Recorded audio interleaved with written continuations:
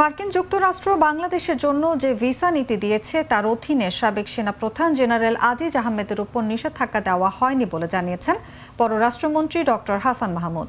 মঙ্গলবার দুপুরে ঢাকা রিপোর্টার্স ইউনিটিতে আয়োজিত মিট দ্য রিপোর্টার্সে তিনি সাংবাদিকদের কথা বলেন। আমরা মনে করি যে আমরা ইউএসের সাথে আমরা এনগেজমেন্টের মধ্যে আছি। আমরা দুর্নীতি দমন বলুন, সন্ত্রাস দমন বলুন এবং অন্যান্য ক্ষেত্রে আন্তর্জাতিকভাবেও আমরা হিউম্যান ট্রাফিকিং, সন্ত্রাস দমন সহ তারপর অন্যান্য ক্ষেত্রে আমরা একযোগে কাজ করছি। এটা আর্মির বিষয়, কিন্তু সেনাবাহিনীর বিষয়। এটা সেনাবাহিনীর বিষয়ের ক্ষেত্রে আমাদের এই মুহূর্তে কিছু বলতে চাই না, যেহেতু সাবেক সেনাপ্রধান এটি সেনাবাহিনীর বিষয়।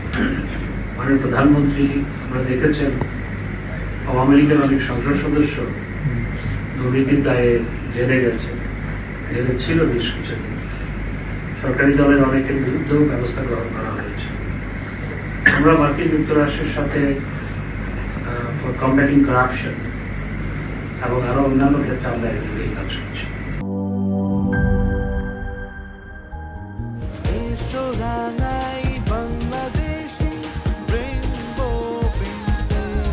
রেইনবো পেইন্টস, ছড়াও জীবনের রং।